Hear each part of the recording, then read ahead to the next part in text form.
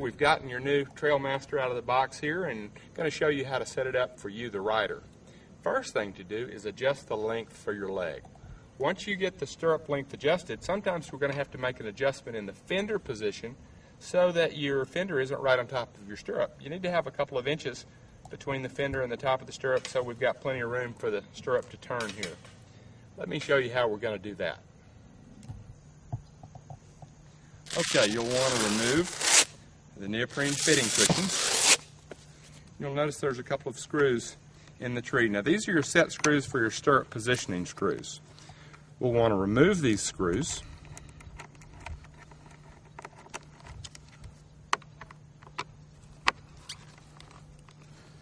They're set in the middle hole. There's actually 3 holes, one for forward position, the middle one we call balance position, and the rear one we call a centered position. These are the 3 holes. Now, after taking the screws out, we're going to want to move the fender up. So you can see we're going to pull the fender up. If it reaches a point and stops, you can actually get it up an inch, even an inch higher, by looking under the skirt and pulling up the little metal flap that's there and putting the top of the fender on the inside or underneath the metal flap. That allows you to pull the fender up an additional 1.5 inches. Sometimes you have to take a screwdriver like this and hold the metal flap down. Take your hand and get the fender on the inside. Pull both of these fenders all the way up. I've lifted the metal flap on the top so I could get the top of the fender under it because this is a shorter rider and we need to get the fender all the way up.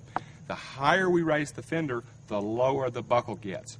We want to get the buckle as low as we can get it down near the top of the stirrup so that it's not under your leg and it's not going to rub on your skirting or be on the side of the horse.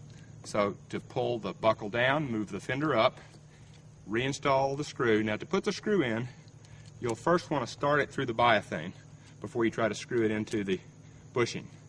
Once you have the screw started through the biathane, find the hole that you want to put it in and then screw it in. Now, I might mention here, once you have your fender up and you've lowered your buckle down, you might want to experiment with different stirrup position settings and determine what's most comfortable for you. You can actually leave these screws out, and these fenders will tend to, when you're riding them, go in the rear and see how that feels. But it makes it easy to switch your fender to different length positions if the screw is out. I leave mine out completely. I kind of like it that way. But if you want them forward, then you'll need to put the screw back in, and sometimes that means a slight movement so that the hole lines up with the bushing hole. But you'll reinstall the screw, both sides, start the screw through the hole, then position it into the hole that you want.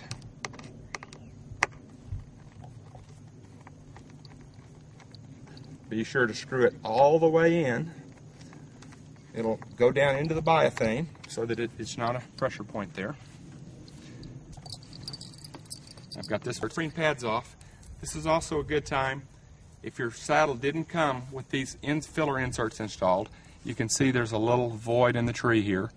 You can take your flat shim strip, cut a couple of pieces the shape of that void and put those in after you've positioned this. If you move them forward, you can trim this or take it out momentarily, but you're going to want to have these filler pieces in so that you get uniform support right through here with your fitting cushion. There's a little void molded in the tree, and we like to fill these on all saddles. All right, let me show you the difference that change made in the stirrup position and the buckle position. Okay, now you can see we've got plenty of biathane below the bottom edge of our fender now. This was the same length before. Our fender is shorter, but this is a shorter leg rider, so it will be proportional to the rider.